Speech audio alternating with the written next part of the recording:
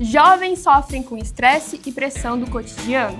Uberização, a nova realidade trabalhista do país. Pais e mães enfrentam dificuldades para controlar e orientar o que os filhos consomem no mundo digital. Música pode ser aliada no desenvolvimento de crianças e jovens. Agronegócio e sustentabilidade podem ser cultivados no mesmo terreno. Começa agora o Lente Aberta.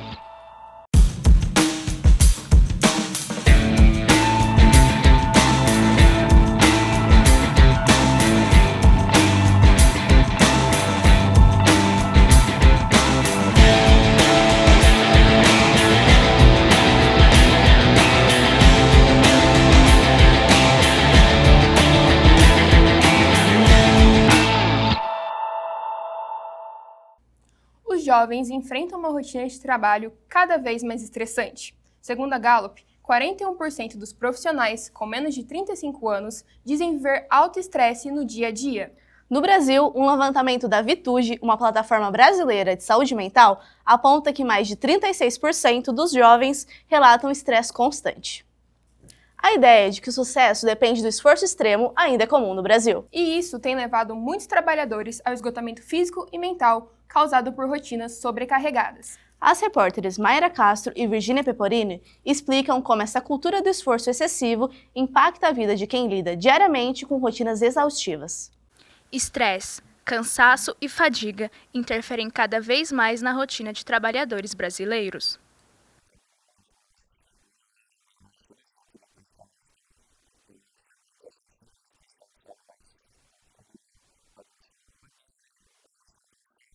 Sim, eu já tive 2 episódios de burnout e isso acabou culminando no fim que eu acabei desmaiando e por excesso de trabalho. Isso acabou um pouco comigo. A sobrecarga na rotina não é apenas um fenômeno individual. Ela já é tratada como uma questão de saúde pública. Segundo um estudo da Organização Mundial da Saúde e da Organização Internacional do Trabalho, mais de 745 mil pessoas morrem todos os anos por doenças cardíacas e AVC associadas ao excesso de trabalho. Outra pesquisa importante revela que cerca de 30% dos profissionais já tiveram burnout, segundo a Associação Nacional de Medicina do Trabalho. Uma síndrome marcada pela exaustão extrema e falta de energia. De acordo com esse psicólogo, a hiperconectividade e o ritmo acelerado da vida moderna têm afetado principalmente os jovens. Existe um cobrador interno que está dizendo que você não fez o suficiente. Então a hiperatividade, a hiperconectividade são as novas características dos jovens. A solidão é um dos graves problemas do mundo moderno. Então vocês estão vendo que a gente está vivendo um surto epidêmico de ansiedade generalizada, depressão. Além da rotina excessiva, o estresse também pode surgir da cobrança interna, especialmente entre jovens que enfrentam estudos intensos, escolhas profissionais e altas expectativas. Foi o que aconteceu com a Raíssa, que passou por um episódio de burnout enquanto se preparava para o vestibular.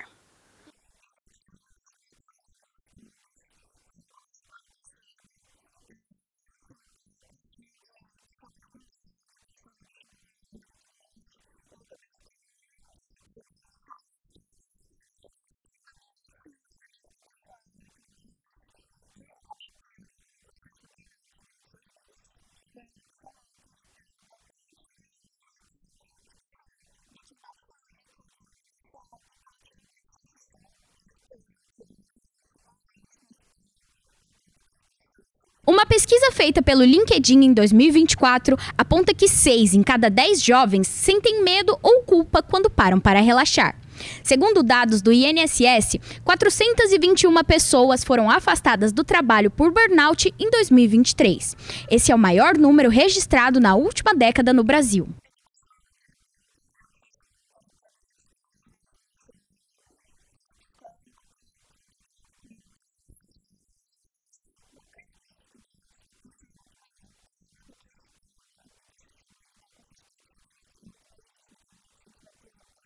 Começam a haver distúrbios do sono, distúrbios da alimentação, o raciocínio começa a falhar, né? Existe essa questão que chamamos de angústia, né? Que é a falta de sentido para a vida porque por mais que você faça, existe um cobrador interno que está dizendo que você não fez o suficiente, né? Então isso gera um estado de insatisfação permanente que vai acabar levando ao estresse e, consequente, a esgotamento mental. Segundo especialistas, a pressão constante também pode agravar outras doenças. Foi o que aconteceu com a Lorena, que teve uma doença autoimune intensificada pelo estresse excessivo da rotina.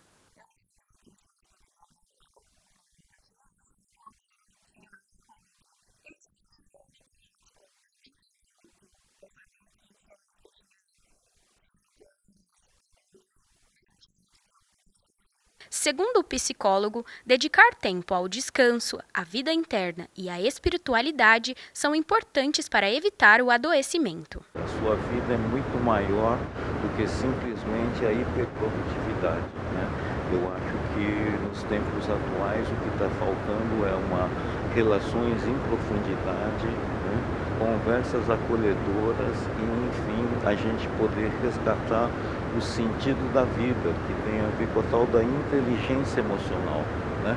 Nossas relações afetivas, nossas relações amorosas estão sendo deixadas de lado, né? Isso vai levar, então, isso que a gente chama de loucura do mundo moderno.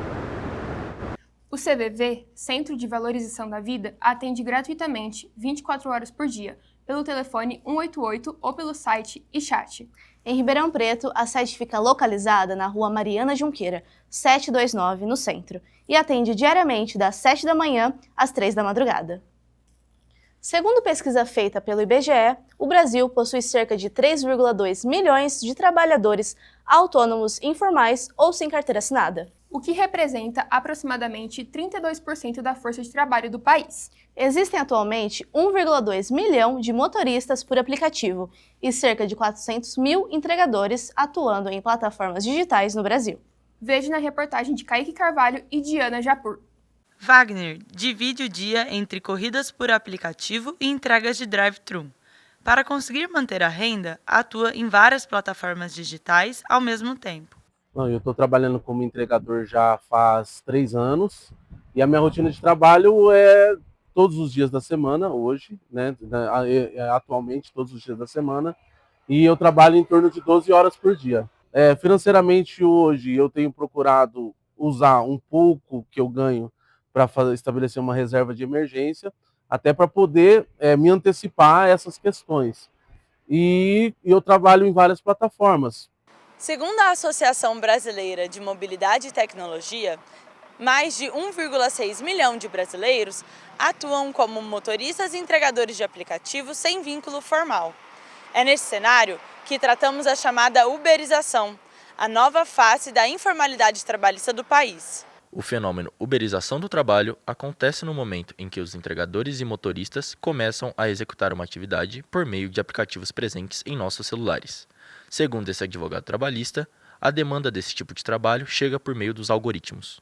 A relação de trabalho é, por exemplo, um trabalho avulso, tá? É um trabalho por aplicativo, por exemplo. Mas o que acontece com a uberização é que a gente tem a relação de emprego, porque há a subordinação. A gente tem uma demanda de trabalho utilizando as plataformas digitais, ou seja, eu vou sair de casa a partir de uma demanda digital para trabalhar. Wagner pontua que há muito a avançar, especialmente na valorização da profissão e na criação de uma cultura financeira entre os trabalhadores de aplicativo. Com relação à dignidade da profissão, seria possível melhorar, sim. Até a questão que eu mencionei da reserva de emergência, eu acho que é uma cultura que tinha que se estabelecer quem trabalha com aplicativo, porque a nossa principal força seria a greve. Fica evidente como a precarização causada pela uberização expõe seus trabalhadores a longas jornadas, ao baixo salário e à falta de direitos. Por quanto tempo esse tipo de trabalho continuará sem nenhuma garantia de segurança? Olha, atualmente nós devemos flexibilizar os direitos trabalhistas para a questão da uberização. Mas o que significa essa flexibilização? Nós devemos manter alguns direitos trabalhistas, por exemplo, férias, 13º, nós devemos manter também o descanso semanal remunerado. Agora tem que haver uma flexibilização, porque nós não podemos deixar que esses direitos sejam precarizados, que é o que está acontecendo hoje com a uberização. Há um projeto de lei em andamento no Congresso Nacional, instituído pelo governo federal, é o projeto 12 de 2024. no qual o governo federal trouxe algumas flexibilizações em relação à uberização, ou seja, direitos específicos para aquelas pessoas que trabalham hoje com plataformas digitais. Porque realmente as 12 horas de trabalho todos os dias é algo muito exaustivo, que poderia ser diminuído sim se as plataformas trabalhassem com um aumento de ganho. Então a gente ia reduzir essa jornada de trabalho, ter uma qualidade de vida melhor, conseguir aplicar o nosso tempo para estudar, para ter o lazer com a família. No próximo bloco, você vai entender como o abandono digital de menores de idade diante de ambientes virtuais afeta no desenvolvimento. O Lente Aberta volta daqui a pouco.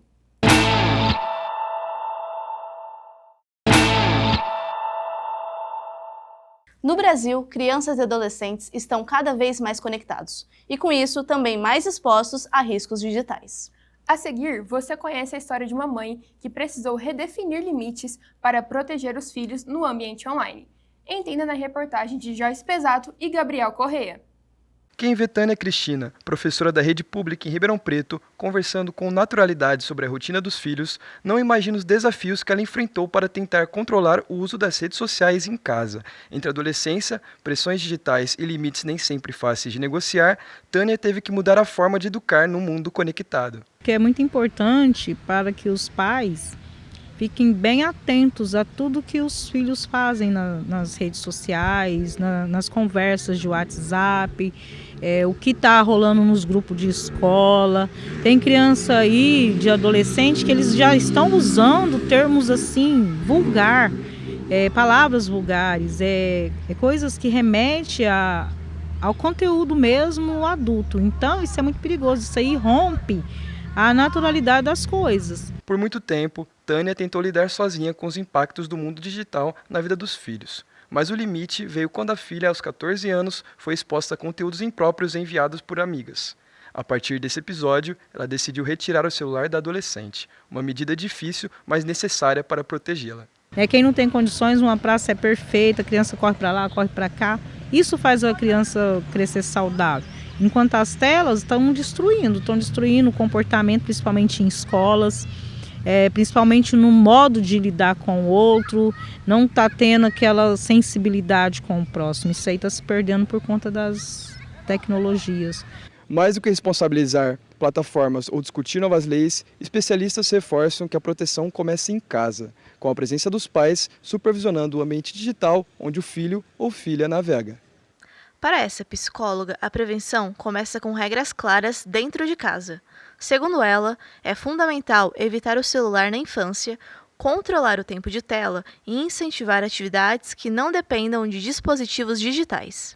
Primeira coisa, não dá celular para criança. A criança não tem que ter celular, ela não precisa, ela não deve. Daí, se mostrar ela não tem celular, talvez ela tenha um computador, né?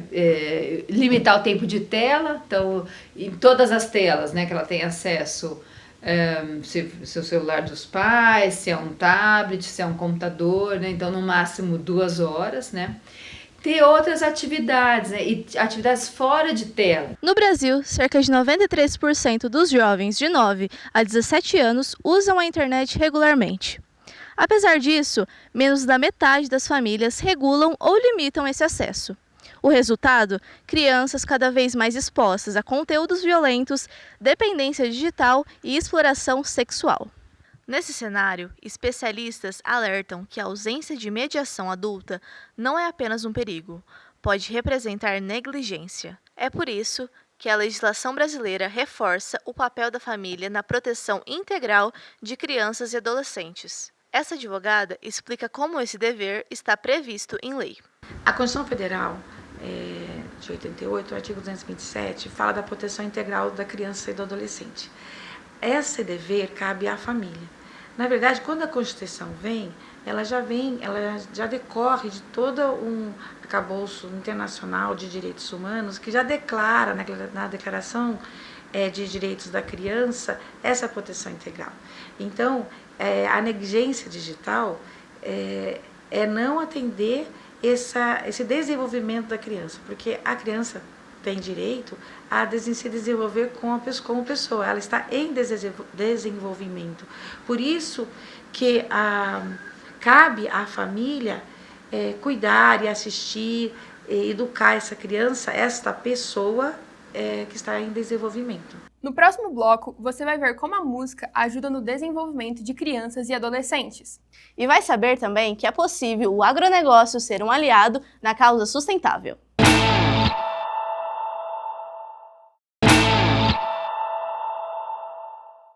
A música exerce um papel fundamental na formação intelectual e social de crianças e jovens.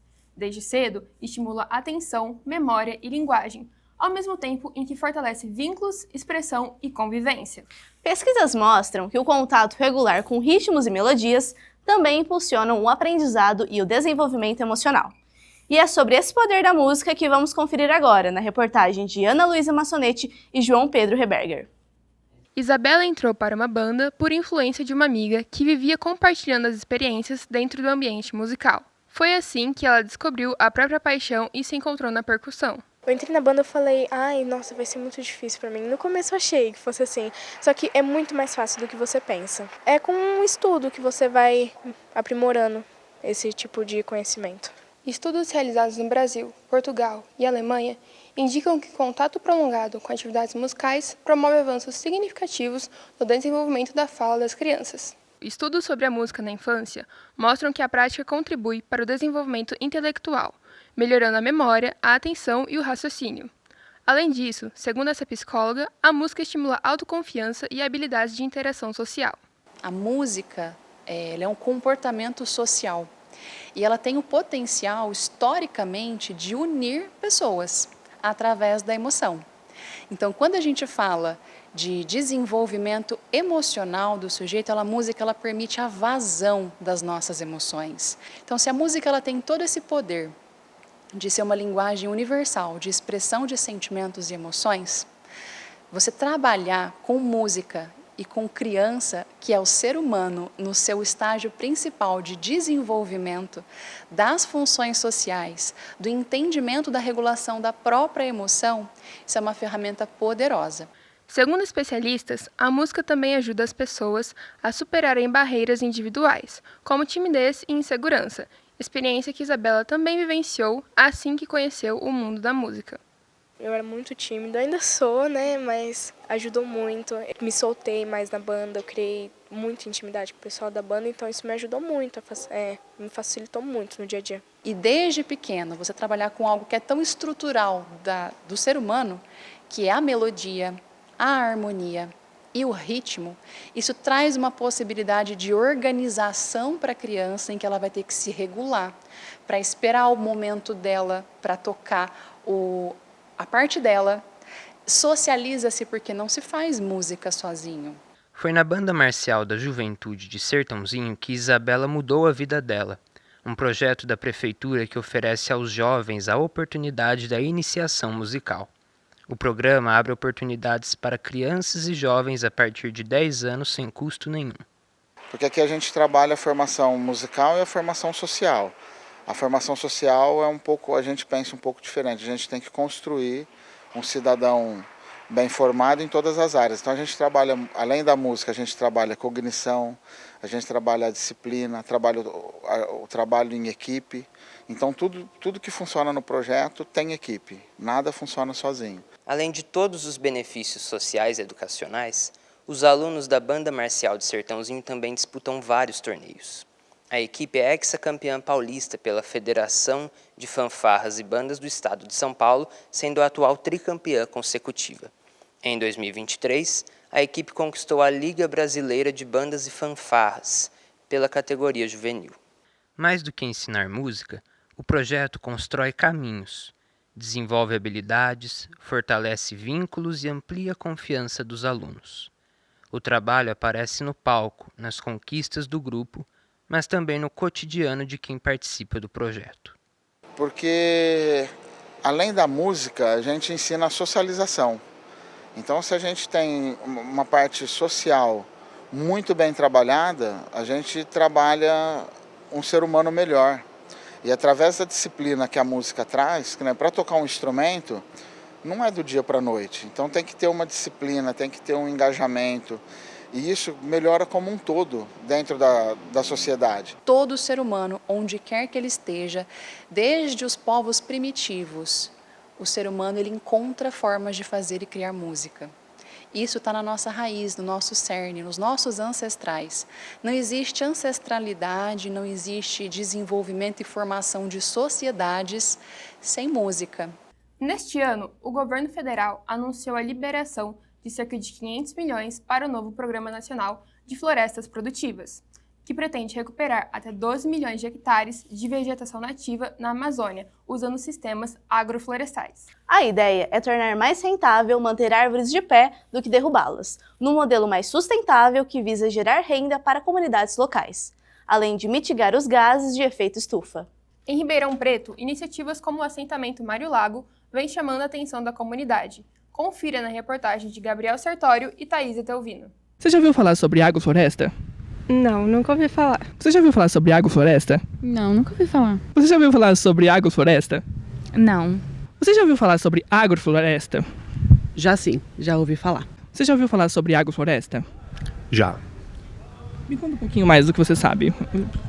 Que é uma floresta mais adaptada ali, que misturam algumas culturas que podem ser aproveitadas também. Como vimos, poucas pessoas sabem o que é uma agrofloresta. Mas, se desmembrarmos a palavra, teremos agro, que é terra cultivada, mais floresta. Joaquim é engenheiro agrônomo e acredita que não é preciso desmatar uma floresta para se realizar um cultivo. Para ele, pode-se ter produtividade sem destruir a natureza. Nós temos aqui um ambiente de transição, de Mata Atlântica para o Cerrado. E esse espaço, ele permite então que possamos introduzir diversos tipos de plantas, ele admite isso, né? E como é uma área de cultura de cana-de-açúcar já há muitos anos, o solo aqui ele já se encontra num nível de degradação muito alto. Por que isso? Porque a monocultura ela extrai de uma pequena faixa desse solo os mesmos nutrientes, o que vai tornando o solo cada vez mais infértil naquela faixa. Se eu estou falando de agrofloresta, eu faço com que as plantas maiores, ou seja, as árvores, elas busquem nutrientes em camadas mais profundas do solo.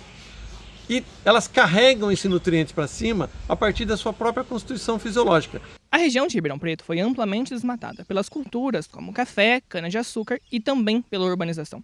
Esse processo resultou na perda de 96% da Mata Atlântica, o que ocasionou problemas como o aumento de temperatura pela falta de vegetação.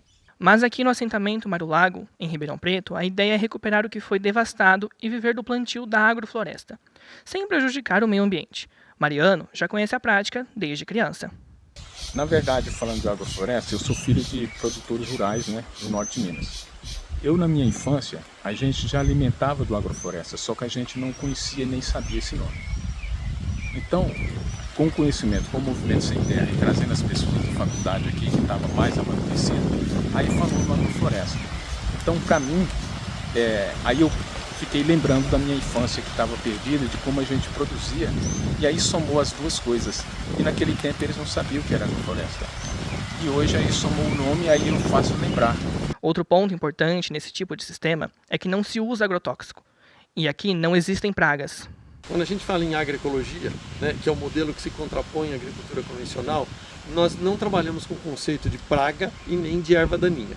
Como nós entendemos que tudo integra a natureza, nós trabalhamos com a ideia de que os insetos e as plantas espontâneas, elas são controladas naturalmente dentro de um processo natural. Que a agrofloresta contribui para um mundo mais sustentável, nós já entendemos. Mas para Mariano, os benefícios vão além. Olha, para mim, ele me trouxe muita alegria, muita riqueza. É um sonho realizado que eu tenho, de morar aqui, de produzir, de receber as pessoas. Então, sou muito grato a isso.